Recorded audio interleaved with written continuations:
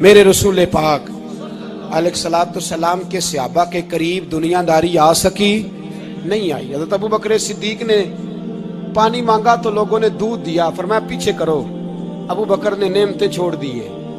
اب ابو بکر وہ والا کام کرتا ہے جو رسول پاک نے کیا ہے، فرمایا نہ دودھ شاید پیش نہ کرو، جو مانگتا ہوں بس وہ دو۔ حضرت ابو بکر صدیق نے بڑے مالدار تھے، حضرت عمر فاروق رضی اللہ تعالیٰ عنہ کے پاس صحابہ کرام جمع ہو کے آئے، کون سا ایسا شخص ہے جس کی تنخواہ میں اضافہ ہو جائے؟ تو لوگ کہتے ہیں نہیں نہیں مجھے نہیں چاہیے، پر ہم نے وہ لوگ دیکھے ہیں۔ حاجی صادق صاحب کو مسجد والوں نے کہا 1000 روپیہ تنخواہ بڑھانی ہے، تو حاج صاحب کہنے لگے میرا بڑا سونا گزارا ہوتا ہے، مینوں نہیں بڑے نے۔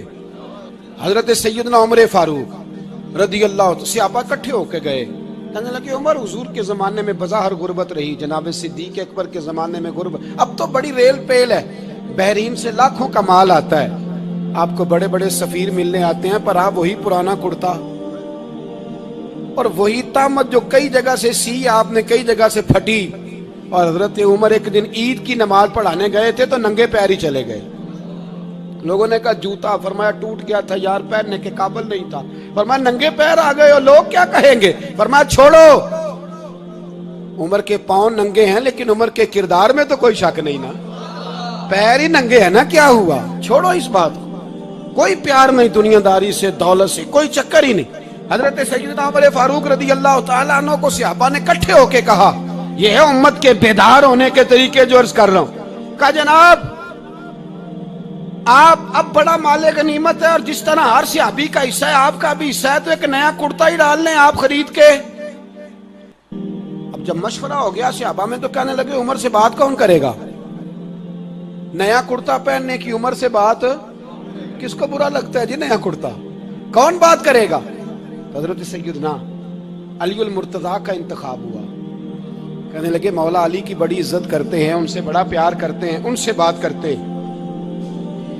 تو حضرت علی کو بلایا گیا، عرض کی حضور مہربانی فرمائیں، حضرت عمر سے کہے نئے کرتے کے لیے، آپ فرمانے لگے عمر میری بڑی قدر کرتا ہے، بڑی بات سنتا ہے، پر یہ والا کام نہیں میں عمر سے کہہ سکتا، یہ کسی اور سے کہو۔ تو کہنے لگے آپ رہنمائی کر دیں کس کو کہیں؟ تو جناب علی المرتضیٰ فرمانے لگے اگر حضرت عائشہ صدیقہ سے کہو گے تو عمر فوراً مان جائے گا، وہ مومنوں کی ماں ہیں۔ صحابہ حضرت عائشہ کے پاس، اماں جی عمر کو بلائیں، ان کو کہیں بڑے بڑے سفیر آئے ہوتے ہیں، وہی پرانے کپڑے پہن کے بیٹھ جاتے ہیں۔ اللہ اکبر، حضرت عائشہ نے پیغام بھیجا، فرمایا عمر کو بلاؤ۔ عمر فاروق دوڑے ہوئے آئے، پردے کے پیچھے حضرت عائشہ کے پاس گھٹنوں کے بل، اماں جی دیر تو نہیں کر آیا میں آنے میں؟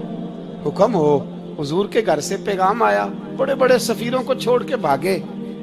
حضرت عائشہ صدیقہ کہنے لگی عمر دیکھو جائز پیسے ہوں تو اسلام اچھے لباس سے منع نہیں کرتا، اب بڑا بڑا مال آیا ہے، اب تیرا بھی حصہ ہے، تو صحابہ کرام کی خواہش ہے کہ نیا کرتا پہن لو، بڑے بڑے سفیر آتے ہیں، حرج بھی کوئی نہیں، جائز بھی ہے، کوئی منع نہیں۔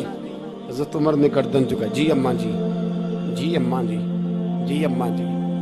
حضرت عائشہ کہتی ہیں بات ختم ہوئی، عمر نے گردن اٹھائی تو عمر کی داڑھی آنسوؤں سے بھری ہوئی، کہتی ہے مجھے کہنے لگے اماں جی میں تو صرف مسجد میں دیکھا کرتا تھا، آپ تو مصطفیٰ کو دن رات دیکھتی تھی، جس طرح کے کرتے آمنہ کے لال نے پہنے ہیں مجھے بھی پہنا دو، میں تیار ہوں، میں پہن لوں گا، میں تیار ہوں، پر جس طرح کے میرے نبی نے پہنے۔ حضرت عائشہ کہتی ہے میں پھوٹ کے روئی، میرا پلو آنسوؤں سے بھر گیا۔ فرماتی ہیں میں عمر کی بات سنتی گئی تو میرا پلو آنسوؤں سے، میں نے کہا عمر تو جا، تو ٹھیک ہے۔ فرماتی ہے عمر فاروق سلام کر کے اٹھے، امیر المومنین چلے گئے، اس کونے میں صحابہ چھپے ہوئے تھے، وہ آئے، کہا اماں جی کیا بات ہوئی؟ تو میں پھر رو پڑی، میں نے کہا کیا بتاؤں، تمہیں پرانے کرتے نظر آتے ہیں، اسے محمد عربی کے جلوے نظر آتے ہیں، اسے رسول اللہ کا رنگ نظر آتا ہے، اسے وہ غلامی نظر آتی ہے۔ عمر کو دنیا سے پیار، اور دنیا سے پیار نہیں تھا، دعا پتہ کیا تھی؟ یوں جھولی اٹھا کے اللہ مرزقنا شہادتن فی سبیلک وجعل موت فی بلد حبیبک، اللہ عمر کو بسترے والی موت نہ دینا، موت شہادت کی دینا، اور میں میدان میں جا کے نہیں مرنا چاہتا، مجھے رسول اللہ کے شہر میں موت چاہیے، باہر جا کے نہیں، یہی میدان لگے مدینے میں، یہی موت آئے، اسباب بنا، میں مدینہ بھی نہیں چھوڑنا چاہتا۔ او بھائی، ان لوگوں کو نہیں پیار تھا، جناب صدیق اکبر کا وصال ہوا تو زہر کے اثر سے، وہ جو آپ کو زہر لگا تھا، بعض مفسرین نے لکھا ہے کبھی کبھی وہ جو سانپ نے ڈسا تھا تو کبھی کبھی اس کا اثر آتا تھا، بس اللہ نے شہادت دینی تھی کبھی کبھی، ورنہ تو بڑی شفائیں تھیں۔ حضرت عمر شہید، حضرت عثمان، جناب علی، امام حسن، امام حسین، علی اکبر، علی اصغر، حضرت عباس، حضرت سعد بن معاذ، حضرت امیر حمزہ، مصعب بن عمیر، میرے محبوب نے تو لسٹ بنائی شہیدوں کی، لسٹ بنائی شہیدوں کی، شہادت سے پیار کیا رسول اللہ صلی اللہ علیہ وسلم کے غلاموں نے، پیار کیا شہادت سے، اسی لیے تو کافر اٹھ نہیں سکا کہ شہادت سے حضرت سعد بن معاذ رضی اللہ تعالیٰ عنہ کو زخم لگ گیا، جنگ سے زندہ آ گئے لیکن زخم ہے، رو کے کہنے لگے محبوبہ سارے شہید ہو گئے، میں ایسے ہی رہ گیا۔ حضور نے فرمایا نہیں، رب تجھے بھی شہادت کی موت ہی عطا فرمائے گا، اسی زخم میں پردہ ہو گیا۔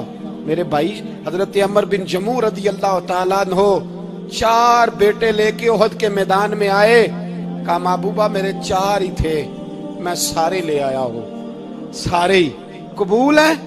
میں ٹھیک ہے، پھر خود بھی زرہ پہن لی، ایک ٹانگ سے لنگڑے تھے، ٹانگ چھوٹی تھی، حضور نے فرمایا تو نے کیوں لباس پہن لیا ہے؟ کہا حضور میں نے بھی تو جہاد پہ جانا ہے نا۔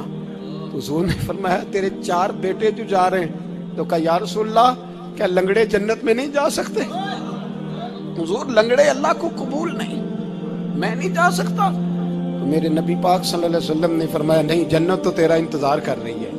کہا حضور پھر میں بھی جاؤں گا، بچے جائیں گے تو میں بھی جاؤں گا۔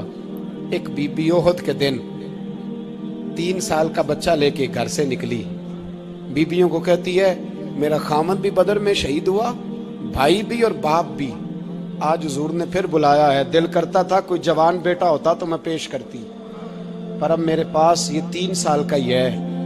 بچہ لیا مدینے میں، مسجد نبوی میں، حضرت بلال سے کہنے لگی 2 منٹ حضور کا دیدار چاہیے۔ نبی پاک آئے، کیسے آئی ہو؟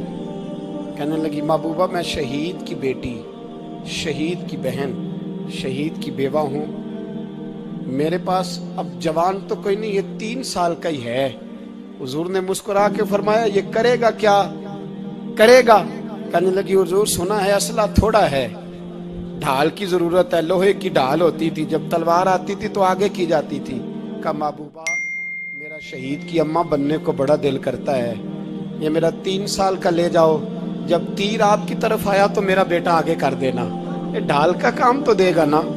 ہنستے ہوئے محبوب کی آنکھوں میں آنسو آئے، بچے کو پکڑ کے سینے سے لگایا، ماتھا چوما، فرمایا جا تیرے ساتھ وعدہ ہے، قیامت کے دن تجھے شہید کی اماں کہہ کے ہی پکارا جائے گا، وعدہ ہے تیرے ساتھ تجھے شہید کی۔ میرے بھائی مرنے کو دل ہی نہیں مسلمان، میرے نبی پاک صلی اللہ علیہ وسلم نے فرمایا جس کے دل میں کبھی شہادت کی آرزو پیدا نہیں ہوئی، اس کے سینے میں دھڑکنے والا دل مومن کا ہے ہی نہیں، وہ تو منافق ہے جو کبھی دین کے رستے میں شہید ہونے کو۔ میرے بھائیوں دین کو بڑی ضرورت ہے، بڑی ضرورت ہے، بڑی۔ اے خاصائے خاصان رسول وقت دعا ہے، امت پہ تیری آ کے عجب وقت پڑا ہے، وہ دین جو بڑی شان سے نکلا تھا وطن سے، پردیس میں وہ آج غریب الغربا ہے۔ فریاد ہے اے کشتی امت کے نگہباں، بیڑا یہ تباہی کے قریب آن لگا ہے۔ اور ایک شاعر قلم توڑ گیا، کہنے لگا تجھ سے فریاد ہے اے گنبد خضرا والے، تجھ سے فریاد ہے اے گنبد خضرا والے، کعبے والوں کو ستاتے ہیں کلیسا والے، تجھ سے فریاد ہے اے گنبد خضرا۔ اپنے اندر دین کا درد پیدا کرو، ذوق پیدا کرو۔ مسلمان